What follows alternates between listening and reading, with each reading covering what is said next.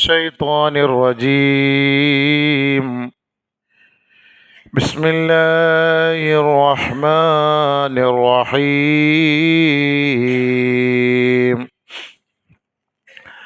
فالذين آمنوا به وعزروه ونصروه واتبعوا النور الذي أنزل معه أولئك هم المفلحون. صدق الله العظيم. اللهم رب اشرح لي صدري ويسر لي أمري واحلل عقدة من لساني يفقه قولي. رب هب لي حكما والحقني بالصالحين واجعل لي لسان صدق في الآخرين واجعلني من ورثة جنة النعيم. അല്ലാഹു സുബ്ഹാനഹു വ തആല അവനെ വഴിപ്പെട്ട് ജീവിക്കുന്ന മുത്തഖീങ്ങളിൽ നമ്മെ ഏവരെയും ഉൾപ്പെടുത്തി അനുഗ്രഹിക്കുമാറാകട്ടെ. അള്ളാഹുവിൻ്റെ പൊരുത്തത്തിലും അവൻ്റെ തൃപ്തിയിലും ജീവിതം നയിക്കുന്ന സജ്ജനങ്ങളിൽ അള്ളാഹു നമ്മെ ഏവരെയും ഉൾപ്പെടുത്തുമാറാകട്ടെ. നന്മ നിറഞ്ഞ പ്രവർത്തനങ്ങളുമായി അള്ളാഹുവിനെ കണ്ടുമുട്ടാൻ അള്ളാഹു നമുക്ക് തൗഫീഖ് നൽകുമാറാകട്ടെ. രോഗികളും അശരണരും ആലംബഹീനരുമായവർക്ക് പരിപൂർണമായ ആശ്വാസം ആഫിയത്ത് അള്ളാഹു നൽകുമാറാകട്ടെ. നമ്മിൽ നിന്ന് മരണപ്പെട്ടു പോയവർക്കെല്ലാം മാതാപിതാക്കൾ, ഗുരുവര്യന്മാർ, ബന്ധുമിത്രാദികൾ, കൂട്ടുകുടുംബാദികൾ, നാമുമായി ബന്ധപ്പെട്ടവർ, നമ്മെ സ്നേഹിക്കുന്നവർ, നാം സ്നേഹിച്ചവർ, അള്ളാഹു റബ്ബുൽ ഇസ്സത്ത് അവർക്കെല്ലാം പരിപൂർണമായ മഗ്ഫിറത്ത്, മർഹമത്ത് നൽകി അള്ളാഹു അനുഗ്രഹിക്കുമാറാകട്ടെ. ബഹുമാനമുള്ള സഹോദരങ്ങളെ, ആദരവായ റസൂലുള്ളാഹി സ്വല്ലല്ലാഹു അലൈഹി വസല്ലമ തങ്ങളുടെ വഫാത്തിന് മുന്നോടിയായി നടന്ന സംഭവങ്ങൾ, സൂചനകളാണ് നമ്മൾ ചർച്ച ചെയ്തു വരുന്നത്. കഴിഞ്ഞ ആഴ്ച നമ്മൾ സൂചിപ്പിക്കുകയുണ്ടായി, നബി സല്ലല്ലാഹു അലൈഹി വസല്ലമ തങ്ങൾ സ്വഹാബാക്കൾക്ക് നൽകിയ സൂചന മൊത്തത്തിലും അള്ളാഹുവിൻ്റെ റസൂൽ നൽകി, വ്യക്തിപരമായിട്ടും അള്ളാഹുവിൻ്റെ റസൂൽ നൽകി. മാത്രമല്ല റസൂലുള്ളാഹി സ്വല്ലല്ലാഹു അലൈഹി വസല്ലമ തങ്ങളുടെ ജീവിതത്തിൽ ഇബാദത്തുകൾ അതിൽ കൂടുതൽ താൽപര്യം കാണിക്കുകയുണ്ടായി. എല്ലാ വർഷവും റസൂലുള്ളാഹി സ്വല്ലല്ലാഹു അലൈഹി വസല്ലമ തങ്ങൾ റമളാൻ മാസത്തിൽ അവസാനത്തെ 10 ദിവസമാണ് ഇഅ്തികാഫ് ഇരിക്കാറുള്ളത്. ഹിജ്റ 10. ആ റമളാനിൽ റസൂലുള്ളാഹി തങ്ങൾ 20 ദിവസം ഇഅ്തികാഫ് ഇരുന്നു.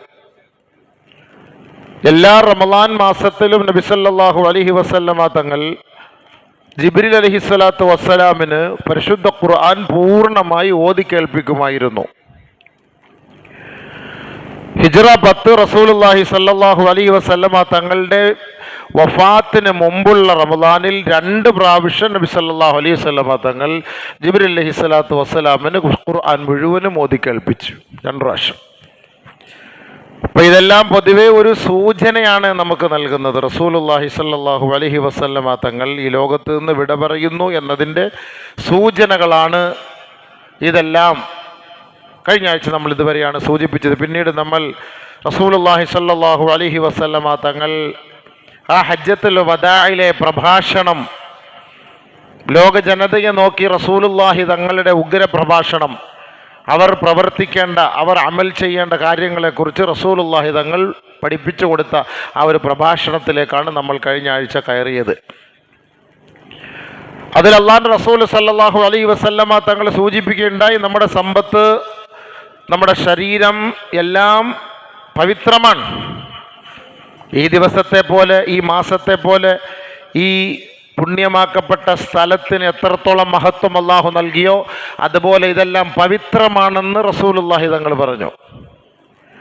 അതേപോലെ നബി സല്ലല്ലാഹു അലൈഹി വസല്ലം തങ്ങൾ പറഞ്ഞു, അലാ കുല്ലു ഷൈഇൻ മിൻ അംറിൽ ജാഹിലിയ മൗളൂഉൻ തഹത ഖദമി. ഇന്ന് വരെ ഉണ്ടായിരുന്ന ജാഹിലിയ സംസ്കാരങ്ങളെ മുഴുവനും എൻ്റെ കാലിൻ്റെ കീഴിലിട്ട് ഞാൻ ചവിട്ടി തേക്കുകയാണ്.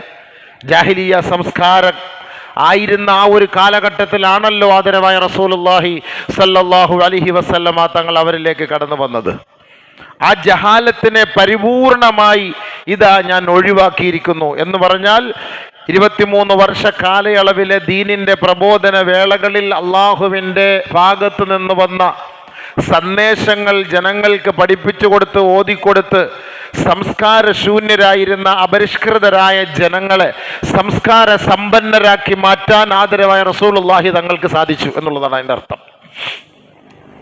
ഇനി ഒരു പെണ്ണിന് ഇവിടെ സ്വതന്ത്രമായി ജീവിക്കാം. അന്ന് വരെ ജീവിക്കാൻ സ്വാതന്ത്ര്യമില്ലാതിരുന്ന ഒരു കാലഘട്ടമായിരുന്നു. ഒരു പെണ്ണ് ജനിച്ചു എന്ന് കേട്ടാൽ അവരുടെ മുഖം ചുളിയുന്ന ഒരു സാഹചര്യമായിരുന്നു.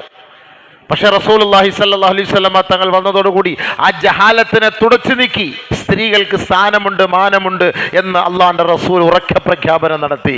അതാണ് ഹജ്ജത്തുൽ വദാഇൽ റസൂലുള്ളാഹി തങ്ങൾ പറഞ്ഞത് ഫത്തഖുല്ലാഹ ഫിന്നിസാ. ബാക്കി പ്രഭാഷണം കഴിഞ്ഞ ആഴ്ച നമ്മൾ പകുതി സൂചിപ്പിച്ചിരുന്നു.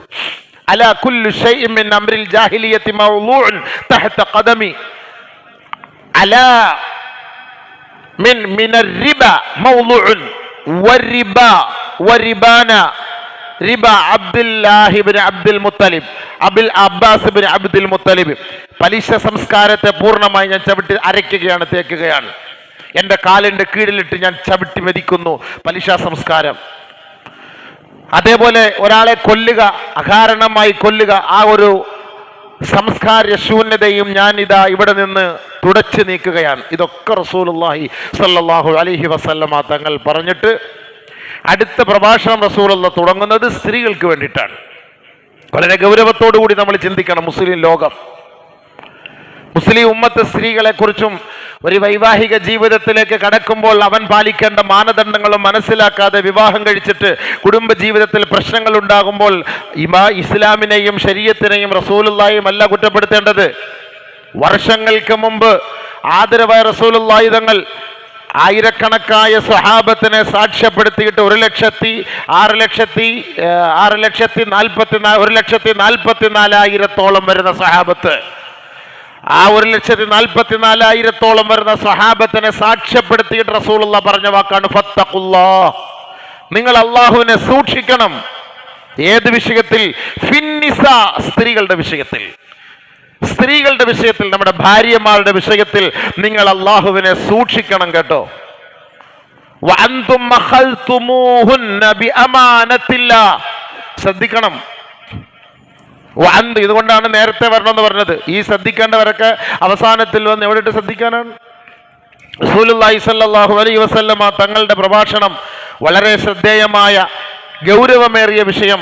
ഇന്ന് കുടുംബ ജീവിതം മുഴുവനും ഇടങ്ങേറായിക്കൊണ്ടിരിക്കുന്ന ഒരു കാലഘട്ടത്തിലൂടെ നമ്മൾ നീങ്ങുകയാണ്.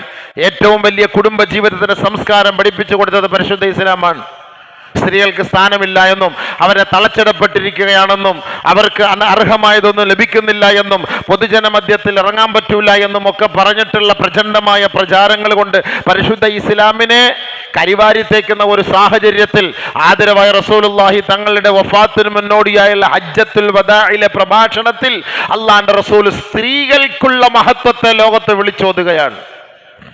നിങ്ങളുടെ ഭാര്യമാരെ നിങ്ങൾ സൂക്ഷിക്കണം. ഫത്തഖുല്ലാഹ ഫിന്നിസാ.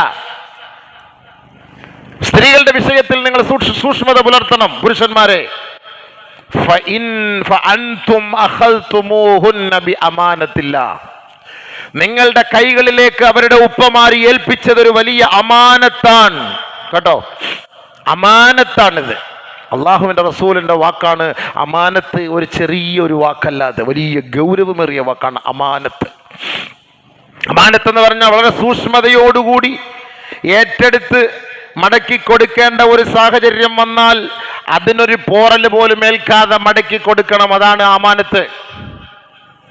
ലാ ഈമാന ലിമൻ ലാ അമാനത ലഹു വലാ ദീന ലിമൻ ലാ അഹ്ദ ലഹു. അമാനത്ത് സൂക്ഷിക്കാത്തവന് ഈമാനില്ല, വിശ്വാസമില്ല. നല്ലപോലെ ശ്രദ്ധിച്ചോളി സുഹൃത്തുക്കളെ. ഈമാനിന്റെ ബാത്താണ്, ഈമാനിന്റെ ചർച്ചയാണ്, ഈമാനിന്റെ സംസാരമാണ് നമ്മൾ നടത്തുന്നത്. നമുക്കിവിടെ ഭൗതികമായ ചർച്ചകളില്ല. ആഖിറവുമായി ബന്ധപ്പെട്ട് ആഖിറത്തിൽ രക്ഷപ്പെടാനുള്ള വഴികളാണ് നമ്മൾ ഇവിടെ ഈ മിമ്പറിൽ മെഹ്റാബിൽ ചർച്ച ചെയ്യുന്നത്. ദുനിയാവിൽ നിങ്ങൾക്ക് രക്ഷപ്പെടാനുള്ള വഴികളൊന്നുമല്ല, ആഖിറത്തിൽ രക്ഷപ്പെടാൻ. അതാണ് നമ്മുടെ ലക്ഷ്യം. ആഖിറത്തിൽ രക്ഷപ്പെടാനുള്ള വഴികൾ നമ്മൾ തിരഞ്ഞെടുത്താൽ സ്വാഭാവികമായി ദുനിയാവിൽ രക്ഷ നേടാനുള്ള വഴികൾ നമ്മൾ കണ്ടെത്തും.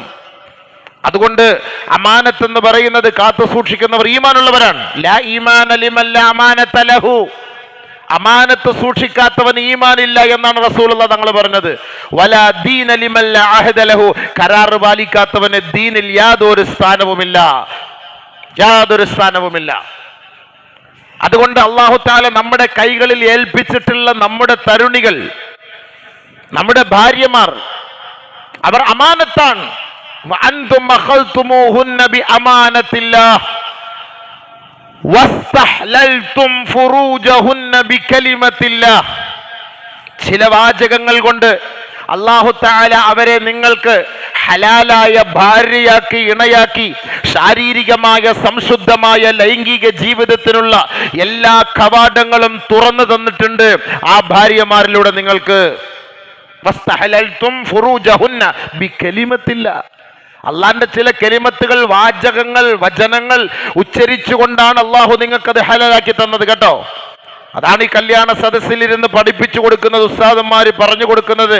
ഉസവ്വിജുക അലാ മാ അമറല്ലാഹു തആല ബിഹി മിൻ ഇംസാകിൻ ബിമഅറൂഫിൻ ഔ തസ്രീഹിൻ ബിഇഹ്സാൻ. പഠിക്കണം. കല്യാണത്തിന് സോട്ടും കൂട്ടുവിട്ട് സമയത്തിന് വന്നിരുന്നിട്ട് ഉസ്താദിന് പറയുന്നത് കേട്ടിട്ട് അതേപോലെ ഏറ്റു ചൊല്ലിയിട്ടൊന്നും വലിയ കാര്യമില്ല.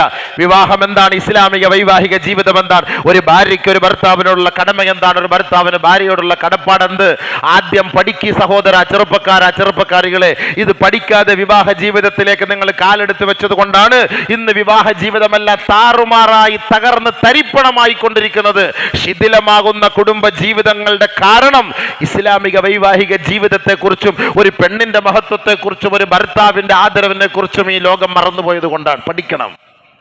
അതുകൊണ്ടാണ് ഹജ്ജത്തുൽ വദാഇല് ആയിരങ്ങൾ പതിനായിരങ്ങൾ പങ്കെടുത്ത ആ സദസ്സിൽ ആദരവായ റസൂലുള്ളാഹി തങ്ങൾ ലോകത്തോട് നടത്തിയ പ്രഭാഷണം വസ്തഹലൽതും ഫുറൂജഹുന്ന ബികലിമത്തില്ലാഹ്. അള്ളാഹുവിന്റെ ചില വചനങ്ങൾ നിങ്ങൾ ഏറ്റെടുത്തുകൊണ്ട് അല്ലാഹു തആല ആ ഭാര്യമാരെ നിങ്ങൾക്ക് ഹലാലായ ഇണകളാക്കി തന്നിരിക്കുകയാണ്. എത്ര വലിയ വാക്കാണതില്ലേ. അലാ മാ അമറല്ലാഹു തആല ബിഹി മിൻ ഇംസാകിൻ ബിമഅറൂഫിൻ ഔ തസ്രീഹിൻ ബിഇഹ്സാൻ.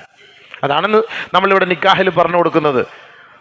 അള്ളാഹുവിന്റെ കൽപ്പന പ്രകാരം മാന്യമായ നിലയിൽ ഇവളെ ഞാൻ സംരക്ഷിച്ചു കൊള്ളാം, ഏറ്റെടുത്തുകൊള്ളാം എന്നുള്ള ആ മഹത് വചനത്തെ ഉൾക്കൊണ്ടുകൊണ്ട് ആ ഉപ്പാന്റെ കയ്യിൽ നിന്ന് ആ പെൺകുട്ടിയെ ഞാനിതാ ഏറ്റെടുക്കുന്നു. അല്ലാഹ് ഇനി തന്റെ കുടുംബ ജീവിതത്തിൽ ഒരു നിലയ്ക്കും ഇവളുമായിട്ട് അഡ്ജസ്റ്റ് ചെയ്ത് മുന്നോട്ട് പോകാൻ കഴിയില്ല എങ്കിൽ തസ്രീഹം ബിഇഹ്സാൻ, മാന്യമായ നിലയിൽ വർഷങ്ങളോളം അങ്ങോട്ടും ഇങ്ങോട്ടും ഇട്ട് തട്ടിക്കളിക്കാതെ മാന്യമായ നിലയിൽ അവളെ നീ ഒഴിവാക്കി കൊടുക്കുക. ഇലക്കും മുള്ളിനും കേടില്ലാത്ത നിലയിൽ കൊണ്ടൊഴിവാക്കി കൊടുക്കുക. തസ്രീഹും ബിഇഹ്സാൻ, മാന്യത ഇസ്ലാം അവിടെയും പഠിപ്പിക്കുന്നുണ്ട്. ഒരു ഭർത്താവ് തന്നെ അവളെ അവളുടെ വീട്ടിൽ കൊണ്ടുവിടണം. അതാണ് നിയമം. തലാക്ക് ചൊല്ലപ്പെട്ടു, തലാക്കായി, ഡിവോഴ്സായി, എന്ത് ചെയ്യണം? ഭർത്താവ് അവളെ കാറിൽ കയറ്റിയിട്ട് അവരെ വീട്ടിൽ കൊണ്ടുവിടണം. തീർന്ന്. ആരെങ്കിലും ചെയ്യോ? അവിടെ ആരെങ്കിലും അത് ചെയ്യോ? ചിന്തിച്ചു നോക്ക്. എന്തുകൊണ്ടത് മനസ്സിലാക്കാത്തത്? ഈ പെണ്ണിൻ്റെ സംസ്കാരം, സ്വഭാവം, ഇസ്ലാമിൽ അവൾക്ക് നൽകിയ പദവിയെക്കുറിച്ച് ഈ ഉമ്മത്ത് പഠിക്കുന്നില്ല. അതാണ് അർത്ഥം. പെണ്ണ് കെട്ടിച്ച് കൊടുക്കരുത്. അവനോട് ചോദിക്കണം, നിനക്കറിയാം വിവാഹം എന്താണെന്ന്. ഇപ്പൊ കല്യാണത്തിന് മുമ്പേ പോയി എല്ലാം നടന്നിട്ടല്ലേ ലാസ്റ്റല്ലേ ഉസ്താദിന്റെ മുന്നിൽ വരുന്നത്. പിന്നെന്ത് നിക്കാഹ്? ഹലാലാകേണ്ടത് നേരത്തെ ഹലാലാക്കി കഴിഞ്ഞു. അവർ തന്നെ അങ്ങ് ഹലാലാക്കി. ഇസ്ലാമിൽ ഹലാലാക്കുന്നതിന് മുമ്പേ അവർ ഹലാലായ പണികളൊക്കെ അവർ ചെയ്തു, ഹറാമിലൂടെ ചെയ്ത് തീർത്തിട്ട് ലാസ്റ്റ് ഘട്ടത്തിലാണ് ഹലാലാക്കാൻ നമ്മുടെ മുന്നിലേക്ക് വരുന്നത്. പിന്നെ എന്ത് ഹലാലിയത്ത് അവിടെ? പിന്നെ ഈ ജീവിതം എങ്ങനെയാണ് മുന്നോട്ട് പോവുക? പിന്നെ അവർക്ക് എങ്ങനെയാണ് ആ കുടുംബ ജീവിതത്തിൽ ഐശ്വര്യമുണ്ടാവുക? എങ്ങനെയാണ് ആ സന്താനങ്ങളെ, മാതാപിതാക്കളെ അനുസരിക്കുന്നവരാവുക? ഒന്നും ഉണ്ടാവില്ല. എല്ലാം പ്രശ്നങ്ങളാണ്. മുൻകാലഘട്ടങ്ങളിൽ ഈ ഇസ്ലാമിക പാഠങ്ങൾ പഠിക്കാതെ, ഇസ്ലാമിക മാനദണ്ഡങ്ങൾ പാലിക്കാതെ വൈവാഹിക ജീവിതത്തിലേക്ക് കടന്നു വന്നവരുടെ മക്കളാണ് ഇപ്പോൾ പഴിച്ചുകൊണ്ടിരിക്കുന്നത്. അന്നവർ നിസ്സാരമായി കണ്ടു. ആരെങ്കിലും ഒരു പെൺകുട്ടിയെ കുറിച്ച് ചൂണ്ടിക്കാണിച്ചു കൊടുത്താൽ ഉപ്പയോട്, എൻ്റെ മോൾ അങ്ങനെയൊന്നുമല്ല, നിങ്ങൾ പറയുന്ന പോലെ ഒന്നുമല്ല, എൻ്റെ മോൾ അങ്ങനെയൊന്നുമല്ല, എൻ്റെ മോള് നല്ല സംസ്കാരമുള്ളവളാണ്, വളരെ സൂക്ഷ്മതയുള്ളവരാണ്, ഞങ്ങൾക്ക് അവളെ അറിയാം. അതിൻ്റെ 11ാമത്തെ ദിവസം അവൾ ഒളിച്ചോടും. അപ്പോൾ വന്ന് ചോദിക്കും, എങ്ങനെ ഉണ്ട്, എന്നെ മിണ്ടാൻ പറ്റുമോ? ഇതാണ് നടന്നുകൊണ്ടിരിക്കുന്നത്. അതുകൊണ്ട് സ്ത്രീകളുടെ വിഷയത്തിൽ സൂക്ഷ്മത പുലർത്തണ നബീന റസൂലുള്ളാഹി. ഒരു ഭാര്യ എന്ന് പറഞ്ഞാൽ ഏറ്റവും വലിയൊരു അമാനത്താണത്. അല്ലാഹു സുബ്ഹാനഹു വ തആല നമ്മളുടെ മേൽ ഏൽപ്പിച്ച ഒരു അമാനത്താണ് നമ്മുടെ ഭാര്യ എന്ന് പറയുന്നത്. എന്തെങ്കിലും പ്രശ്നങ്ങൾ ഉണ്ടെങ്കിൽ നിങ്ങൾ സംസാരിച്ച് സോൾവ് ആക്കാൻ നോക്ക്. നടക്കുന്നില്ല എങ്കിൽ മാന്യമായിട്ട് ഒഴിവാക്കി വിട്ടരെ. അതാണ് എൻ്റെ തർത്തീബ് തീർന്നത്. വെറുതെ അവളെ അടിക്കുകയും ഇടിക്കുകയും വേദനിപ്പിക്കുകയും ഭീഷണിപ്പെടുത്തുകയും പട്ടിണിക്കിടുകയും പീഡനങ്ങൾ കൊണ്ട് അവളെ അങ്ങേയറ്റം അവളെ തരം താഴ്ത്തുകയും ഒരു പട്ടിയുടെ സ്ഥാനം പോലും കൊടുക്കാതെ കാണുകയും ചെയ്യുന്ന ഒരു നാണം കെട്ട വ്യവസ്ഥ നമുക്ക് പറ്റിയതല്ല അത്. അതല്ല വിടൂല, അത് അവരെ ഒരിക്കലും വിടൂല. കാരണം ഖുർആൻ പറഞ്ഞ വാക്കാണ്, വഅഖദ്ന മിൻകും മീസാഖൻ ഗലീള. ഉടയ്ക്കാൻ പറ്റാത്ത കരാറാണ് പള്ളിയിൽ വെച്ച് നിങ്ങൾ ഒപ്പിടുന്നത്. ഞാൻ അവളെ സ്വീകരിച്ചു, തൃപ്തിപ്പെട്ടു എന്ന് പറഞ്ഞിട്ട് ആ പള്ളിയുടെ ദഫ്തറിൽ, ആ ബുക്കിൽ, രജിസ്റ്ററിൽ നിങ്ങൾ ഒപ്പിടുമ്പോൾ നിങ്ങൾ ഓർക്കണം, ഞാൻ എല്ലാം ഈ പറയപ്പെട്ട മാനദണ്ഡങ്ങൾ പാലിച്ചുകൊണ്ട് ഞാൻ അവളെ സ്വീകരിച്ചിരിക്കുന്നു, തൃപ്തിപ്പെട്ടിരിക്കുന്നു എന്നാണ് അതിൻ്റെ അർത്ഥം. പിന്നീട് അവളോട് അതിക്രമവും അക്രമവും കാണിക്കുകയാണെങ്കിൽ അള്ളാഹു അവരെ വെറുതെ വിടൂല. ഒരുപക്ഷെ ദുനിയാവിൽ നിനക്ക് രക്ഷയുണ്ടായേക്കാം, നാളെ ആഖിറമുണ്ട്, അവിടെ റബ്ബ് നിന്നെ പിടിച്ചു നിർത്തും ആ കോടതിയുടെ മുന്നിൽ. അതുകൊണ്ടാണ് റസൂൽ ഇതൊക്കെ പറയുന്നത്. ഈ പറയുന്നത് മൊത്തം ആഖിറത്തിന്റെ വിഷയമാണ് റസൂൽ പഠിപ്പിച്ചത്. എന്നിട്ട് റസൂലുള്ളാഹി സ്വല്ലല്ലാഹു അലൈഹി വസല്ലം തങ്ങൾ പറഞ്ഞു, വലക്കും അലൈഹിന്ന അല്ലാ യുതീന ഫുറൂശകും അഹദൻ തഖറഊനഹു. സ്ത്രീകളെ, നിങ്ങളുടെ മേൽ ബാധ്യതയുണ്ട് ഭർത്താക്കന്മാരോട്. ഭർത്താവിന് ഇഷ്ടമില്ലാത്ത ഒരാളെ നിങ്ങളുടെ വീടുകളിൽ പ്രവേശിപ്പിക്കരുത്. ഏറ്റവും വലിയൊരു പോയിന്റാണ് ഇത്. കൂട്ടുകാരൻ്റെ വാപ്പായും അവൻ്റെ കൊച്ചാപ്പായും സ്കൂളിലുള്ള കുട്ടികളും മുഴുവനും എൻ്റെ ഉമ്മ, എൻ്റെ കൂട്ടുകാരി, എൻ്റെ ഉമ്മയെ പോലെയാണ് എന്ന് പറഞ്ഞ് വീട്ടിൽ കയറി ഇറങ്ങല്ലേ? വല്ല സംസ്കാരമുണ്ടോ? ആ സംസ്കാരം നമ്മൾ പഠിപ്പിച്ചിട്ടുണ്ടോ? അള്ളാഹിന്റെ റസൂൽ നമ്മളോട് പറയാണ്, ഓരോ ഭർത്താക്കന്മാരും ഓരോ ഭാര്യമാരും മനസ്സിലാക്കണം, നിന്റെ ഭർത്താവിന് ഇഷ്ടമില്ലാത്ത ഒരാളെ അദ്ദേഹത്തിന്റെ അനുവാദമില്ലാതെ ഈ വീട്ടിൽ നിങ്ങൾ പ്രവേശിപ്പിക്കരുത്, നിങ്ങളുടെ വീടുകൾ നിങ്ങൾ പ്രവേശിപ്പിക്കരുത്. ആർക്കും ഇന്ന് കയറി വരാൻ തുറന്നിട്ടിരിക്കുകയാണ് കഥവ്. ആർക്കും കയറി വരാം ഒരു വീട്ടിൽ, പാടില്ല സുഹൃത്തെ. സ്വന്തം മക്കൾക്ക് പോലും മാതാവിന്റെ റൂമിലേക്ക് കയറാൻ, പിതാവിന്റെ റൂമിലേക്ക് കയറാൻ അനുവാദം വാങ്ങണമെന്ന് പഠിപ്പിച്ച ഇസ്ലാം, സ്വന്തം മക്കൾക്ക് പോലും, ഒരു വീടിന്റെ ഉള്ളറകളിൽ താമസിക്കുന്ന മക്കൾക്ക് പോലും ഉമ്മ ഉപ്പ കിടക്കുന്ന പ്രൈവറ്റ് മുറിയിലേക്ക് കയറണമെങ്കിൽ അനുവാദം വേണമെന്ന് പഠിപ്പിക്കുന്ന ഇസ്ലാം, പുറത്തു നിന്ന് വരുന്ന കൂട്ടുകാരെ എങ്ങനെയാണ് ഈ പെണ്ണിന്റെ മുന്നിലേക്ക് നമ്മൾ കൊണ്ട് ആനയിക്കുന്നത്, സ്വീകരിക്കുന്നത്? അതുകൊണ്ട് എന്താ സംഭവിക്കുന്നത് അറിയാമല്ലോ നിങ്ങൾക്കൊക്കെ. ഉമ്മയെ സ്നേഹിച്ചു കൊണ്ടുപോകുന്നു കൂട്ടുകാരൻ, ഉമ്മയെ അടിച്ചു മാറ്റിക്കൊണ്ടുപോകുന്നു, സ്വന്തം പെങ്ങളെ അടിച്ചു മാറ്റിക്കൊണ്ടുപോകുന്നു. കൂട്ടത്തിൽ പഠിക്കുന്നവർ, സ്കൂളിൽ പഠിക്കുന്നവർ വീട്ടിൽ വന്നിട്ട് അവരുമായി ലോഹ്യമുണ്ടാക്കി, അവരുമായി സമ്പർക്കങ്ങൾ ഉണ്ടാക്കി, ബന്ധങ്ങൾ ഉണ്ടാക്കിയിട്ട് അവരെ സ്നേഹിക്കുകയും പ്രണയിക്കുകയും ശാരീരികമായി ബന്ധപ്പെടുന്ന ഒരു സാഹചര്യത്തിലേക്ക് ഈ സമുദായം പോയിക്കൊണ്ടിരിക്കുന്ന ഒരു കാലഘട്ടമാണ്. 1000 വർഷങ്ങൾക്ക് മുമ്പ് റസൂലുള്ളാഹി തങ്ങളുടെ പ്രഭാഷണം അവർ ഉൾക്കൊള്ളാൻ തയ്യാറായില്ല. അതാണ് അതിൻ്റെ ഏറ്റവും വലിയ അർത്ഥം. അതുകൊണ്ട് നിങ്ങളുടെ ഭാര്യമാർ മനസ്സിലാക്കിക്കൊള്ളട്ടെ, നിങ്ങളുടെ ഭർത്താക്കന്മാർക്ക് ഇഷ്ടമില്ലാത്ത ഒരാളെ നിങ്ങളുടെ മുറിയിൽ പ്രവേശിപ്പിക്കരുത്, ആ വീട്ടിൽ കയറ്റരുത്. കാളിംഗ് ബെല്ലടിച്ചാൽ ജനൽ തുറക്കണം, ഡോറ് തുറക്കരുത്. ജനലിന്റെ പാളി തുറന്നിട്ട് എന്താ സംഭവം, ആരെ തിരക്കി വന്നു? ഇക്ക പള്ളിയിൽ പോയിരിക്കുകയാണ്, 3 മണിക്ക് വരും, 3:15 വരും, ഖലാസ് തീർന്ന്. അവിടെ കൂടുതൽ കൊഞ്ചാനും കൊഴയാനും നമ്മൾ നിൽക്കണ്ട, തീർന്ന്, ഖലാസ്, കഥ അടച്ചുക, പോവാ, തീർന്ന്. അല്ലെങ്കിൽ നമ്പർ ഇട്ട് കൊടുക്കുക, ഇക്കാടെ നമ്പർ കൊടുക്കുക, പോ, വിളിച്ചോ, ആളിപ്പോൾ ഇവിടെ ഇല്ല, ഇവിടെ ഞങ്ങൾ മാത്രമേ ഉള്ളൂ. പറയാൻ ചങ്കൂറ്റുണ്ടോ? ഇക്കാട് ആളാണ്, ദുബായിൽ നിന്ന് വന്നാണ്, അമേരിക്കയിൽ നിന്ന് വന്നാണെന്ന് പറഞ്ഞ് വിളിച്ചിരുത്തി ചായയും വെള്ളവും എല്ലാം കൊടുത്തിട്ട് പോയാൽ പിന്നെ ഇക്ക വരുമ്പോൾ അവള് കാണില്ല, അവളും പിന്നെ നേരെ പിറകി അമേരിക്കയ്ക്ക് പോകേണ്ടി വരും അവൻ്റെ കൂട്ടത്തിൽ. നിമിഷം നേരം മതി. ഇതൊക്കെ ഒരു സെക്കൻഡാണ്. ഒരു പെണ്ണുങ്ങൾ നോക്കിയിരിക്കുകയാണ്, ആരെങ്കിലും ഒരാൾ ഒന്ന് വന്ന് ഹിജ്റ പോയാൽ കൊള്ളാമെന്ന്. ഇന്നത്തെ കാലം അങ്ങനെയാണ് അബീവേ. എന്താ സംഭവം എന്നറിയോ? നമ്മൾ അവർക്ക് കൊടുക്കേണ്ടത് കൊടുക്കാത്തത് കൊണ്ട് അവരിങ്ങനെ ആഗ്രഹിച്ചിരിക്കുകയാണ്, വേഴാമ്പല് പോലെ. അതുകൊണ്ടൊരു ഭർത്താവിന് ഭാര്യയോടും കടമയുണ്ട്, ഒരു ഭാര്യയ്ക്ക് ഭർത്താവിനോടും കടമയുണ്ട്. അതാ റസൂലുള്ളാഹി തങ്ങളിവിടെ പഠിപ്പിച്ചു തരുന്നത്. അതുകൊണ്ട് ഓരോ ഭാര്യമാരും മനസ്സിലാക്കണം, തൻ്റെ ഇക്കാമാർക്ക് ഇഷ്ടമില്ലാത്ത ഒരാളെ തൻ്റെ വീട്ടിലേക്ക് പ്രവേശിപ്പിക്കാൻ പാടില്ല.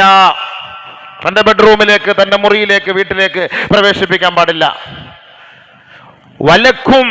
വലക്കും അലൈഹിന്ന ബിൽ മഅറൂഫി വകിസ്വതുഹുന്ന വറിസ്ഖുഹുന്ന വകിസ്വതുഹുന്ന ബിൽ മഅറൂഫ് വലഹുന്ന അലൈക്കും. സ്ത്രീകൾക്ക് നിങ്ങളോട് ബാധ്യതയുണ്ട്. അല്ലാ യൂതീന ഫുറൂശക്കും അഹദൻ തഖറഊനഹു. അതേപോലെ വലക്കും അലൈഹിന്ന ബികിസ്വതിഹിന്ന വറിസ്ഖിഹിന്ന ബിൽ മഅറൂഫ്. മാന്യമായ നിലയിൽ വസ്ത്രവും മാന്യമായ നിലയിൽ ഭക്ഷണവും തൻ്റെ ഭാര്യമാർക്ക് കൊടുക്കണമെന്നുള്ളത് ഓരോ ഭർത്താക്കന്മാരുടെ മേലും ബാധ്യതയാണ്, കടമയാണ്, കടപ്പാടാണ്. അവര് പട്ടിണിക്കിടാൻ പാടില്ല. നീ കഴിക്കുമ്പോൾ അവൾക്ക് നീ കൊടുത്തിരിക്കണം. നീ വയറ് നിറച്ച് കഴിക്കുമ്പോൾ നിന്റെ ഭാര്യ പട്ടിണി കിടക്കാൻ പാടില്ല. നീ നല്ല വസ്ത്രം ധരിക്കുമ്പോൾ നിന്റെ ഭാര്യയ്ക്കും നീ നല്ല വസ്ത്രം ധരിപ്പിക്കണം. ഭാര്യയുടെ മുഖത്ത് നീ അടിക്കരുത്, ഭാര്യയെ അനാവശ്യമായി സംസാരിക്കരുത്, അവളോട് കയർക്കരുത്, അവൾക്ക് ഇഷ്ടപ്പെടാത്ത ഒരു പേര് കൊണ്ട് അവളെ നീ വിളിക്കരുത്, അവളുടെ വീട്ടിൽ വെച്ചല്ലാതെ അവളോട് സംസാരിക്കാതിരിക്കരുത്. നബിയുനാ റസൂലുള്ളാഹി. ഇതൊരു ഭാര്യയോട് ഒരു ഭർത്താവിനുള്ള ബാധ്യതയാണ്. അപ്പം നമ്മൾ അവളെ ഇടിക്കുകയോ വഴക്ക് പറയുകയോ തെറി പറയുകയോ ആക്ഷേപിക്കുകയോ അധിക്ഷേപിക്കുകയോ ഒക്കെ ചെയ്യുമ്പോൾ നമ്മൾ എന്ത് ചെയ്യണം? പൊരുത്തം വാങ്ങണം. എന്നിട്ട് ഞാൻ സംഭവം പറഞ്ഞു പോയി, മാപ്പാക്കണം, നീ പൊരുത്തപ്പെട്ട് പറഞ്ഞ ഒരു സലാം പറയണം. നമ്മുടെ ബാധ്യതയാണ്. അല്ലെങ്കിൽ അവൾ മനസ്സുകൊണ്ട് ഇങ്ങനെ വെറുത്തിരിക്കും. ചുമ്മാ തമാശയ്ക്ക് ആൾക്കാർ പറയുന്നുണ്ട്, മറഅത്ത് എന്ന് പറഞ്ഞാൽ ഭാര്യ എന്നാണ് അർത്ഥം, പെണ്ണ്. ഈ എന്തുകൊണ്ട് മറഅത്ത് എന്ന് പേര് വെച്ചാൽ ഇന്നഹാ തുമർമിറു മിറാറാണ്. ഇടയ്ക്കിടയ്ക്ക് മുറുമുറുമുറുമുറാന്ന് ഇങ്ങനെ പുറപുറത്തുകൊണ്ടിരിക്കും. ഇവളുടെ സ്വഭാവം അങ്ങനെയാണ്. അപ്പം അതുണ്ടാകാതിരിക്കാൻ നിങ്ങൾ എന്ത് ചെയ്യണം? ഇടയ്ക്കിടയ്ക്ക് എന്ത് ചൂടായാൽ ചുമ്മാ അന്നേരത്തെ സമയത്തനുസരിച്ച് പ്ലീസ് നീ പൊരുത്തപ്പെട്ടെ ഒരു ബാക്കി ഭയങ്കര സന്തോഷമായിരിക്കും. പൊരുത്തപ്പെടാൻ എന്തിരിക്കുന്നു ഇക്ക? ഓ റാഹത്തായി. ആ ഒരു വാക്ക് തിരിച്ച് നമുക്ക് റിപ്ലൈ കിട്ടിയാൽ ഓക്കെ ആയി, സംഭവം തീർന്നു. അപ്പം അതുകൊണ്ട് നമ്മൾ എന്ത് ചെയ്യണം? എപ്പോഴും അവരോട് മാന്യമായി പെരുമാറണം. ഇൻഷാ അല്ലാഹ്. അള്ളാഹിനെ തോഫിക്കട്ടെ. പിന്നെ പെണ്ണുങ്ങളാണ്, അവർക്ക് ഇച്ചിരി മുറുമുറുപ്പ് കൂടുതലാണ്, പറഞ്ഞിട്ട് കാര്യമില്ല. അങ്ങനെ അള്ളാഹു തആലയുടെ സൃഷ്ടിപ്പ് അങ്ങനെ ആക്കി കഴിഞ്ഞു. നമ്മൾ അതിനൊന്നും ഇനി പറഞ്ഞിട്ട് കാര്യമില്ല. നമ്മുടെ തലയിൽ കെട്ടി വെച്ച് കഴിഞ്ഞു അള്ളാഹു. ഇനി നമ്മളതിനെ സ്വർഗത്തിൽ കൊണ്ട് ഇറക്കി വെക്കണം. അതുവരയ്ക്ക് അഡ്ജസ്റ്റ് ചെയ്ത എന്താ റസൂലുള്ളാഹി സ്വല്ലല്ലാഹു അലൈഹി വസല്ലം തങ്ങൾ 12 പേരെ അഡ്ജസ്റ്റ് ചെയ്തു. ഒരു കുഴപ്പമില്ലായിരുന്നു. നിങ്ങൾ വിചാരിക്കുന്ന പ്രശ്നമില്ലാന്ന്. പ്രശ്നം ഉണ്ടായിട്ടുണ്ട്, എല്ലാം ഉണ്ടായിട്ടുണ്ട്, വഴക്കൊക്കെ ഉണ്ടായിട്ടുണ്ട്. ആദരവായ റസൂലുള്ളാഹി സ്വല്ലല്ലാഹു അലൈഹി വസല്ലം തങ്ങൾ അവരെ മാന്യമായി അവരെ മാനേജ് ചെയ്തു. റാഹത്തായിരുന്നു, ഒരു കുഴപ്പമില്ലായിരുന്നു. അപ്പം അതേപോലെ നമ്മൾ അത് കണ്ടെത്തി അതേപോലെ കൊണ്ട് നടക്കണം ഇൻഷാ അല്ലാഹ്. ഈ കല്യാണത്തെക്കുറിച്ച് അല്ലാഹു തആല പറഞ്ഞ വാക്ക് വഅഖദ്ന മിൻകും മീസാഖൻ ഗലീള, ബലിഷ്ഠമായ ഒരു കരാറാണ് ഒരു പെണ്ണിൽ നിന്ന് അള്ളാഹു നിങ്ങളിൽ ഏറ്റുവാങ്ങുന്നത് കേട്ടോ. ഒരു പെണ്ണിന്റെ വിഷയത്തിൽ, സ്ത്രീയുടെ ഭാര്യയുടെ വിഷയത്തിൽ അത് പൊട്ടിച്ച് കളയരുത്, ഉടച്ച് വാർക്കാൻ നീ ശ്രമിക്കരുത്. അർശിൽ രേഖപ്പെടുത്തപ്പെട്ട് കഴിഞ്ഞു. വലിയ വാക്കാണ്. റസൂലുള്ളാഹി സ്വല്ലല്ലാഹു അലൈഹി വസല്ലം തങ്ങൾ അറഫ ദിവസത്തിൽ ഹജ്ജത്തുൽ വദാഇൽ നബിയുനാ റസൂൽ തങ്ങൾ സഹാബാക്കളോടും 144,000 വരുന്ന ആ സഹാബാക്കളെ സാക്ഷ്യപ്പെടുത്തിയിട്ട് അള്ളാഹുവിൻ്റെ റസൂൽ സ്വല്ലല്ലാഹു അലൈഹി വസല്ലം തങ്ങൾ പറഞ്ഞു, സൂക്ഷിക്കണം. അള്ളാഹു സൂക്ഷിക്കാൻ നമുക്ക് എല്ലാവർക്കും തൗഫീഖ് തരട്ടെ. അള്ളാഹു സൂക്ഷിക്കാൻ നമുക്ക് തൗഫീഖ് തരട്ടെ. കാരണം നാളെ ആഖിറത്തിൽ എത്തുമ്പോൾ ചോദ്യം ഉണ്ടാവും. ഭർത്താവിനോട് ചോദ്യമുണ്ട്, നിൻ്റെ ഭാര്യയോട് നീ എങ്ങനെയായിരുന്നടാന്ന്. അവളോട് ചോദിക്കും, നീ എങ്ങനെയായിരുന്നടി നിൻ്റെ ഭർത്താവിനോട്? 2 ചോദ്യം. കുല്ലുക്കും റഅയിൻ വ കുല്ലുക്കും മസ്ഊലുൻ അൻ റഅയ്യതിഹി. ചോദ്യത്തിന് മറുപടി പറയാൻ 2 കൂട്ടരും തയ്യാറായി നിൽക്കുക. അതുകൊണ്ടാണ് ഇടയ്ക്ക് പൊരുത്തം ചോദിച്ച് ഡിലീറ്റാക്കി ക്ലിയർ ചാറ്റ് അടിച്ച് വെക്കണമെന്ന് പറയുന്നത്. ഇടയ്ക്ക് എപ്പോഴും അടിച്ച് പോകുന്നതെന്ന് അറിയില്ല. നമ്മൾ പോകുന്ന സമയത്ത് എങ്ങാണ് ഐസിയുലാണ് കൊണ്ടിടുന്നത് 3 ദിവസം മുമ്പേ. ഭാര്യയും കയറ്റൂല, ഭർത്താവിനെയും കയറ്റൂല, പൊരുത്തം ചോദിക്കാൻ പറ്റില്ല, മയ്യത്തായിട്ടാണ് തിരിച്ചു വരുന്നത്. അപ്പോൾ നമുക്ക് പൊരുത്തം ചോദിക്കാൻ പറ്റില്ല. അപ്പോൾ അതുകൊണ്ട് എന്ത് ചെയ്യണം? നേരത്തെ ക്ലിയർ ചാറ്റ് അടിച്ച് വെച്ചേക്കണം. ഹോസ്പിറ്റലിൽ പോകുമ്പോൾ പനിയായിട്ട് പോയാലും നെഞ്ചുവേദനയായിട്ട് പോലും ഗ്യാസിൻ്റെ അസുഖമായിട്ട് പോലെ അടി ഹോസ്പിറ്റലിലോട്ട് പോവുക, തിരിച്ച് വരുമോ എന്നറിയില്ല. അങ്ങോട്ട് കാറിൽ പോകും, ഇങ്ങോട്ട് 108 വരുന്നത്. അതുകൊണ്ട് നീ ഒരു കാര്യം ചെയ്യും, പൊരുത്തപ്പെട്ട് തന്നേക്കണം, മാപ്പാക്കിക്കണം. എന്തെങ്കിലുമൊക്കെ ഉണ്ടെങ്കിൽ അങ്ങോട്ടും ഇങ്ങോട്ടൊക്കെ നമ്മൾ പറഞ്ഞിട്ടുണ്ടെങ്കിൽ മാപ്പാക്കിക്കണം, ഒരു അടി അടിച്ചിട്ട് പോയേക്കണം. അതാണ് ഏറ്റവും വലിയ കാര്യമാണ്. നമ്മൾ തമാശയായിട്ട് കാണരുത്, ഗൗരവത്തുള്ള വിഷയമാണ്. വീണ്ടും റസൂലുള്ളാഹി സ്വല്ലല്ലാഹു അലൈഹി വസല്ലമ തങ്ങൾ പ്രഭാഷണം നടത്തുന്നു. അയ്യുഹന്നാസ്, ജനങ്ങളെ, ഇന്നി ലാ നബിയ്യ ബഅദി, എനിക്ക് ശേഷം ഇനി ഒരു പ്രവാചകനില്ല. മനസ്സിലായിക്കോളൂ കാര്യത്തിന്റെ ഗൗരവം. റസൂലുള്ളാഹി തങ്ങൾ ജനങ്ങളോട് വിളിച്ചു പറയുകയാണ്, സഹാബ, എനിക്ക് ശേഷം ഇനി ഒരു പ്രവാചകൻ വരാനില്ല കേട്ടോ. ഉണ്ടോ? ലാസ്റ്റ് ഖാത്തമുൻ നബിയാണ്. അപ്പോൾ ഇനിയൊരു പ്രവാചകൻ ഉണ്ടെന്ന് ഷിയാക്കൾ വാദിക്കുന്നുണ്ടാണ് നമ്മൾ ഷിയാക്കൾ അംഗീകരിക്കാത്തത്. പ്രവാചകനില്ല, ഖുർആൻ കൊണ്ട് സ്ഥിരപ്പെട്ട കാര്യമാണ്. മാ കാന മുഹമ്മദുൻ അബാ അഹദിൻ മിർ റിജാലികും വലാകിൻ റസൂലല്ലാഹ് വ ഖാതമൻ നബിയ്യീൻ. നബി ഖാത്തമുൻ നബിയാണ്, അവസാനത്തെ പ്രവാചകനാണ് എന്ന് ഇവിടെ അല്ലാഹു തആല പറഞ്ഞു കഴിഞ്ഞു. അപ്പൊ ഇനിയൊരു പ്രവാചകൻ എനിക്ക് ശേഷമില്ല, വലാ ഉമ്മത ബഅദകും, നിങ്ങൾക്ക് ശേഷം ഇനിയൊരു സമുദായവുമില്ല. നമ്മൾ ലാസ്റ്റ് സമുദായം കേട്ടോ. ഇനിയൊരു സമുദായമോ ഒരു പ്രവാചകനൊന്നും വരാനില്ല. നമ്മളോട് കൂടിയാണ് ഖിയാമത്ത് സംഭവിക്കാൻ പോണത്. ലോകാവസാനം ഈ ഉമ്മത്തിനോട് കൂടിയാണ് സംഭവിക്കുന്നത്. അലാ ഫഅബുദൂ റബ്ബക്കും, അതുകൊണ്ട് സമൂഹമേ നിങ്ങൾ അല്ലാഹുവിനെ ഭയപ്പെടണമേ, അവനെ നിങ്ങൾ ആരാധിക്കണമേ. നിങ്ങളുടെ റബ്ബിനെ നിങ്ങൾ ആരാധിക്കിൻ. വസല്ലൂ ഖംസക്കും, 5 നേരം നമസ്കാരം മുടക്കരുത്, കൃത്യമായി നിങ്ങളത് നിർവഹിക്കണം കേട്ടോ, അത് നിലനിർത്തണം കേട്ടോ. ഇഖ്ലാസ്, ഇഖാമത്ത് നിലനിർത്തുക, ഇഖാമത്തു സ്വലാ, ആ നമസ്കാരം നിങ്ങൾ നിലനിർത്തണേ. വസല്ലൂ ഖംസക്കും, 5 നേരം നമസ്കാരം നിങ്ങൾ നിലനിർത്തണേ. വസൂമൂ ഷഹ്റക്കും, നിങ്ങൾ റമളാൻ മാസങ്ങളിൽ നിങ്ങൾ നോമ്പനുഷ്ഠിക്കണേ. വഅദ്ദൂ സകാത അംവാലിക്കും, നിങ്ങളുടെ സമ്പത്തിൽ നിന്ന് അള്ളാന്റെ മാർഗത്തിൽ നിങ്ങൾ സകാത്തുകൾ കൊടുക്കണേ, സദഖ ചെയ്യണേ. അള്ളാന്റെ റസൂല് ഒന്നുകൂടെ ചേർത്ത് പറഞ്ഞു അതിനോടൊപ്പം, തീബത്തം ബിഹാ അൻഫുസുക്കും, നിങ്ങൾ മനസ്സ് തൃപ്തിയോടുകൂടി വേണം കൊടുക്കാൻ. ണ്ടോ, മനസ്സ് തൃപ്തിയോടെ കൊടുക്കണമെന്ന്, പൊരുത്തത്തോടെ കൊടുക്കണമെന്ന്, പൊരുത്തത്തോടെ, അതാ പറഞ്ഞത്. അപ്പൊ നമ്മൾ എങ്ങനെയും ആരുടെയൊക്കെ വരുമ്പം പൈസ എടുത്തിട്ട് ബക്കറ്റ് വരി വിടുന്ന പോലെ ഏറ്റവും കുറഞ്ഞ നോട്ട് എത്ര നോക്കും, അതിനകത്ത് പേഴ്സിൽ എക്സ്ട്രാ അധികമായിട്ടിരിക്കുന്ന 5 10 രൂപ കൊണ്ട് അതായിട്ട് കൊടുക്കുക. വലിയ മാന്യമായി കാര്യമായിട്ടുള്ള ഒരു സദഖ ചെയ്യാൻ വരുമ്പോഴും അങ്ങനെ തന്നെയാണ്. സദഖ ചെയ്യാൻ വരുമ്പോൾ അന്നേരം പറയും, ചേച്ചി ചില്ലറ ഒന്നുമില്ല ചേച്ചി എന്ന് പറയും. ആരെല്ലൊക്കെ ചോദിക്കാൻ വരുമ്പോൾ, ചേച്ചി ചില്ലറ ഒന്നുമില്ല, ചില്ലറ വേണ്ട, 500 നോട്ട് താ. അപ്പൊ സദഖ, സക്കാത്തിന്റെ വിഷയം, സദഖയുടെ വിഷയം വന്നപ്പോൾ റസൂലുള്ളാഹി തങ്ങൾ പറഞ്ഞ തീബത്തൻ ബിഹാ അൻഫുസുക്കും, കൊടുത്ത നല്ല മനസ്സോടെ കൊടുക്ക്, നല്ല മനസ്സോടെ കൊടുക്ക്, അല്ലാതെ നിങ്ങൾ കൊടുത്തിട്ട് കാര്യമില്ല. തീബത്തൻ ബിഹാ അൻഫുസക്കും, നിങ്ങളുടെ നല്ല മനസ്സോടുകൂടി കൊടുക്കണേ. വതഹജ്ജൂ ബൈത റബ്ബിക്കും, നിങ്ങളുടെ അള്ളാന്റെ വീട്ടിൽ പോയി നിങ്ങൾ സന്ദർശിക്കണം, ഹജ്ജ് ചെയ്യണം കേട്ടോ. റസൂലുള്ളാഹി സ്വല്ലല്ലാഹു അലൈഹി വസല്ലം തങ്ങൾ പറഞ്ഞ തഹജ്ജു ബൈത റബ്ബിക്കും. പക്ഷെ ഇന്ന് ഹജ്ജിന് കഴിവുള്ളവരൊക്കെ ഉംറ കൊണ്ട് അഡ്ജസ്റ്റ് ചെയ്യാൻ നടക്കൂല കേട്ടോ. ആ പണി അള്ളാഹ്ക്ക് ഇഷ്ടപ്പെടില്ല. നിങ്ങൾ അള്ളാഹയെ ഉടായിപ്പാട്ട് കാണാൻ നിങ്ങൾ നോക്കണ്ട. എത്ര വലിയ ഞാൻ ഒരുപാട് പേര് സമ്പന്നന്മാർക്കാണ് ഹജ്ജിന് പോകാൻ പറ്റും. ഉംറയ്ക്ക് ഇൻഷാ അല്ലാഹ് പോകുന്നുണ്ട്, അടുത്ത മാസം വാപ്പായി ഒന്ന് ഉംറയ്ക്ക് വിടാം. ഇയാൾക്കാകുമ്പോൾ 1 ലക്ഷം രൂപയ്ക്കകത്ത് കാര്യം നടക്കും. വാപ്പായ്ക്ക് ആരെങ്കിലും കൂടെ വീൽ ചെയറിനകത്ത് കയറ്റിവിട്ട് അവന് വേണ്ട 10-500 റിയാൽ കൊടുത്താലും കുഴപ്പമില്ല, വാപ്പായി കൊണ്ട് ഉംറ ചെയ്യിപ്പിച്ചു. ഹജ്ജ് 5 ലക്ഷം 6 ലക്ഷം രൂപ ആകും. അത് വലിയ ത്യാഗവാ. ഒന്നിവ എക്സ്പയർ ആകാൻ പോകുന്ന വാപ്പാക്ക് വേണ്ടി 6 ലക്ഷം മുടക്കിയിട്ട് എന്താ കാര്യം? അതുകൊണ്ട് വാപ്പ, ജീവിച്ചിരിക്കുന്ന വാപ്പ ഹജ്ജ് ചെയ്യാതെ മരിക്കരുത്. കഴിവുണ്ടെങ്കിൽ മക്കൾക്കെല്ലാം എഴുതി വെച്ചിട്ട് പഠിച്ചവനെ ഹജ്ജ് ചെയ്യുന്ന മക്കൾ ചെയ്തോളൂ എന്ന് പറഞ്ഞാൽ നടക്കൂല.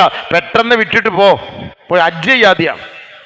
വലിയ സമ്പന്നന്മാർ ഹജ്ജ് ചെയ്യാതിരിക്കുകയാണ്, വിടൂല റബ്ബ്. നിങ്ങളുടെ നിസ്കാരമൊന്നും അല്ല വലിയ കാര്യം. നിങ്ങൾക്കല്ല സമ്പത്ത് തന്നിട്ടുണ്ടെങ്കിൽ ഹജ്ജ് ചെയ്യണം. ഇവിടെ അല്ലാഹു റസൂൽ ഉപയോഗിച്ചൊരു വാക്കതാണ്, നിങ്ങൾ ഉംറ ചെയ്യുന്നില്ല, വതഹജ്ജു ബൈത റബ്ബിക്കും, നിങ്ങളുടെ റബ്ബിന്റെ വീട് പോയി നിങ്ങൾ കണ്ട് ഹജ്ജ് ചെയ്യണം. അവിടെ ഇസ്ലാമിലെ വളരെ പരമപ്രധാനമായ വിഷയങ്ങളാണ് റസൂൽ നമുക്ക് പഠിപ്പിച്ചിരുന്നത്.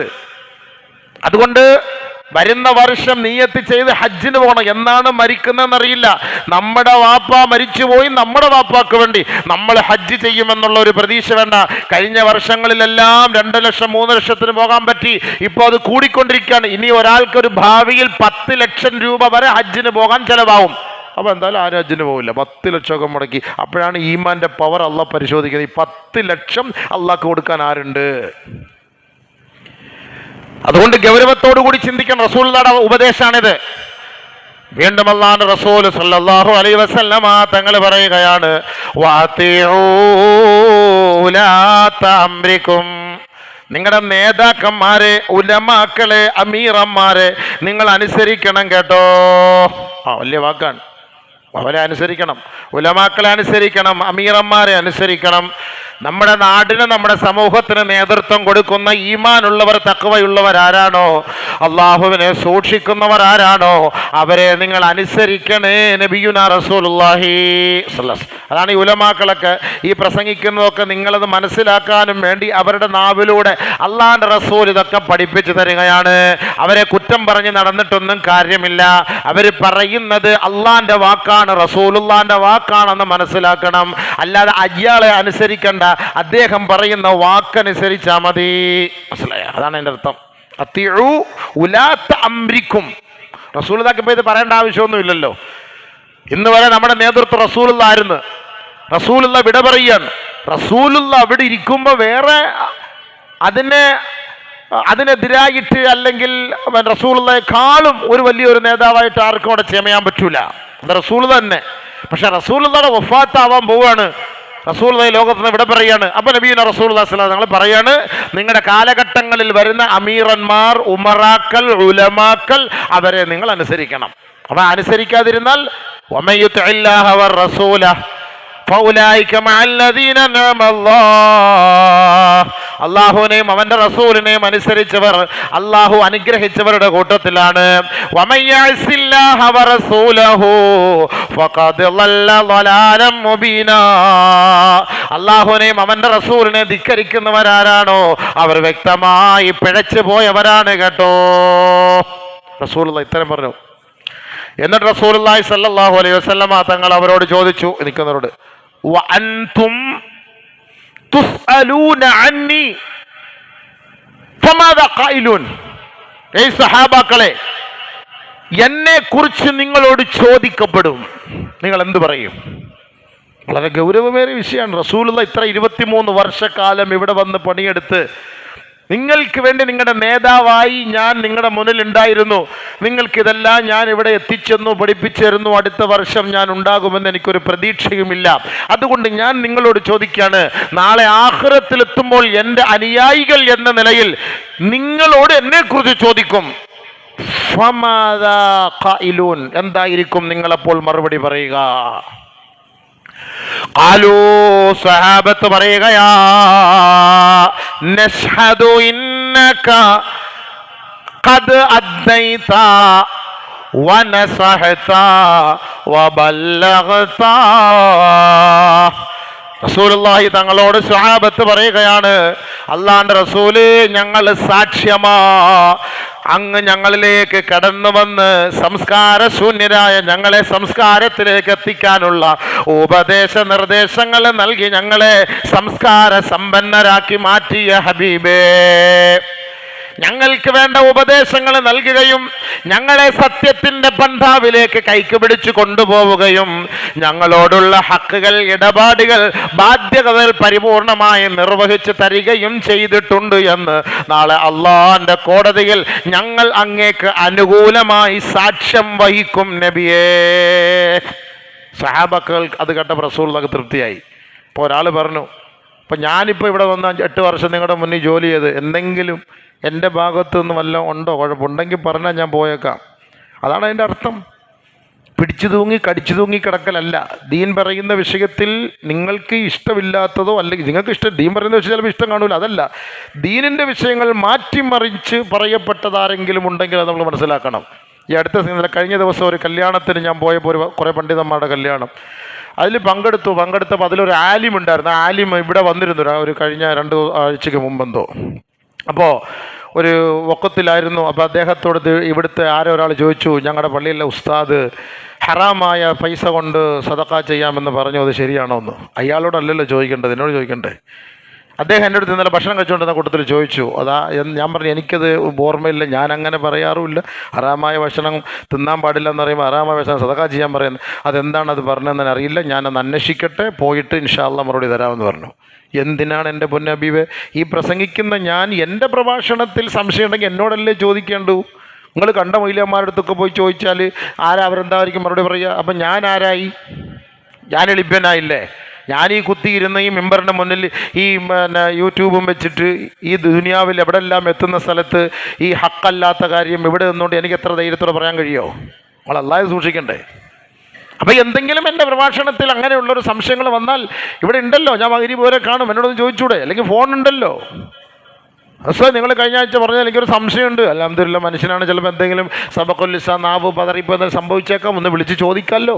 അതിന് കണ്ണ് വലിയ വേറെ പണ്ഡിതന്മാരോടല്ലല്ലോ പോയി ചോദിക്കേണ്ടത് എൻ്റെ തെറ്റുകൾ. അല്ലെങ്കിൽ എന്തെങ്കിലും മസല വിഷയത്തിൽ സംശയം ഉണ്ടെങ്കിൽ ശരി, ഞാൻ പറഞ്ഞിട്ടുണ്ടല്ലോ, നിങ്ങൾ വേറെ ഉസ്താദന്മാരോട് പോയി ചോദിച്ചു നോക്കി, ശരിയാണോ ഇല്ലോ എന്ന് ചോദിച്ചു. അതും ഓക്കെ. അതല്ല ഇങ്ങനെ ഹറാമായ പൈസ കൊണ്ട് സദഖ ചെയ്യാമെന്ന് ഞാൻ പറഞ്ഞു എന്ന് പറഞ്ഞാൽ എവിടെയാണ്? അതെന്തായാലും യൂട്യൂബ് എടുത്ത് വെച്ച് ഞാനൊന്ന് കേട്ടിട്ട് അടങ്ങുള്ളൂ ഇൻഷാ അല്ലാ. നമ്മളത് ചിന്തിക്കണമല്ലേ. നമ്മൾ ഇത്രയും വന്നിട്ട് ഒരു അമാനത്താണ് ഇവിടെ വന്നത് പ്രഭാഷണം നടത്തുക എന്നുള്ളത് ചെറിയ കാര്യമില്ല. അതുകൊണ്ടാണ് റസൂലുള്ളാഹി തങ്ങൾ അത്ര ഗൗരവത്തോട് ചോദിക്കുന്നത്, നിങ്ങൾ നാളെ എന്തായിരിക്കും പറയുക? ഞാൻ ദീനിന് നിരക്കാത്തത് എന്തെങ്കിലും പറഞ്ഞിട്ടുണ്ടെങ്കിൽ നിങ്ങൾക്ക് എന്നെ ചോദ്യം ചെയ്യാം, യാതൊരു സംശയമില്ല. ഞാൻ റെഡി, ഒളിച്ചോടൂല, ഞാൻ റെഡിയാണ്. എൻ്റെ തൊണ്ടക്കുഴിയിൽ ഹൽക്കിൽ ആയുസിരിക്കുന്നിടത്തോളം കാലം നിങ്ങൾക്ക് ചോദിക്കാം. ഞാൻ അതിന് മറുപടി ഇൻഷാ അല്ലാഹ് അറിയുമെങ്കിൽ പറയും, ഇല്ലെങ്കിൽ പഠിച്ചിട്ട് പറയും. ഇല്ലാത്തതൊന്നും നമ്മൾ പറയില്ല. ആർക്കും അനുകൂലമായിട്ട് സെക്രട്ടറിക്കും പ്രസിഡന്റിനും കമ്മിറ്റിക്ക് അനുകൂലമായിട്ട്, പ്രതിപക്ഷത്തിനെതിരായിട്ട്, പ്രതിപക്ഷത്തിന് അനുകൂലമായിട്ട്, കമ്മിറ്റിക്കെതിരായിട്ട് ആ പരിപാടിയൊന്നും എനിക്കില്ല. അല്ലാഹി സത്യം എനിക്കില്ല, ആ പണി എനിക്കില്ല. എനിക്ക് അങ്ങനത്തെ പണിയും വേണ്ട, എനിക്ക് അങ്ങനത്തെ ഒരു പണിയേ വേണ്ട. ഞാൻ മിമ്പറിൻ്റെ മുന്നിൽ ഇരുന്ന് പറയുന്ന വാക്കാണ് അല്ലാഹു സാക്ഷ്യം. എനിക്ക് നിങ്ങളാരും നിർത്തിപ്പെടുത്തേണ്ട കാര്യമില്ല, ഉള്ള കാര്യം പറയാണ്. അപ്പോൾ ദീൻ പറയാണ്. അൽഹംദുലില്ലാ, എന്തെങ്കിലും നമ്മളോട് വെറുപ്പുണ്ടെങ്കിൽ 100% പറയാം, വല്ലാഹി സത്യം, അടുത്ത വെള്ളിയാഴ്ച ഇവിടെ കാലുകുത്തൂല. എൻ്റെ പോളിസി അങ്ങനെയാണ് കേട്ടോ. നിങ്ങൾ അത് വേറെ ഒന്നും അഹങ്കാരത്തോടു കൂടി പറയുന്നൊരു വാക്കല്ല, വിനയത്തോടു കൂടി പറയുന്നൊരു വാക്കാണ്. റസൂലുള്ളാഹി സ്വല്ലല്ലാഹു അലൈഹി വസല്ലമ തങ്ങൾ ഈ 1,44,000 സഹാബാക്കളെ വിളിച്ചു നിർത്തിയിട്ട് ചോദിച്ചു, ഞാൻ നിങ്ങൾക്ക് എന്തെങ്കിലും ബുദ്ധിമുട്ടുണ്ടാക്കിയിട്ടുണ്ടോ? ഞാൻ ഇവിടെ വന്നത് എന്തിനാണ് നിങ്ങൾക്കറിയോ? ഖാലു നഷ്ഹദു ഇന്നക റസൂലുള്ളാഹ്. നിങ്ങൾ വന്നു, ഞങ്ങൾക്കെല്ലാം പഠിപ്പിച്ചെന്നു, മനസ്സിലാക്കി തന്നു, സന്തോഷം. ഫഖാല ബിസ്ബഇഹി സബ്ബാബതി യർഫഉഹാ ഇല സമാ. ഇത് കേട്ടപ്പോൾ റസൂലുള്ളാഹി തങ്ങൾ ഈ വിരൽ ആകാശത്തേക്ക് ഉയർത്തിയിട്ട് വയുഖന്നിതുഹാ ഇലന്നാസ്, ജനങ്ങളിലേക്ക് തിരിച്ച് അവരുടെ മുഖത്ത് നോക്കി അവരുടെ നെഞ്ചിലേക്ക് കുത്തിയിറക്കിയിട്ട് അല്ലാഹുവോട് അല്ലാഹുമ്മ ഷ്ഹദ്, അല്ലാഹുമ്മ ഷ്ഹദ്, അല്ലാഹുമ്മ ഷ്ഹദ്. അല്ലാഹ്, എൻ്റെ ഈ പ്രബോധന വേളയിൽ ഈ 1,44,000 പേരും അനുകൂലമായി സാക്ഷ്യം വഹിച്ചത് നീ ഇപ്പോൾ കണ്ടല്ലോ. 3 പ്രാവശ്യം റസൂലുള്ളാഹി തങ്ങൾ അവരെ നോക്കിയിട്ട് പറഞ്ഞു, അല്ലാഹ്, ഇവർ ഈ പറഞ്ഞതിന് നീ സാക്ഷ്യമാണ്. അല്ലാഹ്, ഇവർ ഈ പറഞ്ഞതിന് നീ സാക്ഷ്യമാണ്. അല്ലാഹ്, ഇവർ ഈ പറഞ്ഞതിന് നീ സാക്ഷ്യമാണ്. അല്ലാഹ്. റസൂലുള്ളാഹി സ്വല്ലല്ലാഹു അലൈഹി വസല്ലമ തങ്ങളുടെ പ്രഭാഷണം കഴിഞ്ഞു. ഇറങ്ങി വന്നപ്പോൾ ഒരായത്തിറങ്ങി. അവിടെ മുതൽ അടുത്ത ആഴ്ച നമുക്ക് പറയാം. അല്ലാഹു മനസ്സിലാക്കാൻ നമുക്ക് തൗഫീഖ് തരട്ടെ.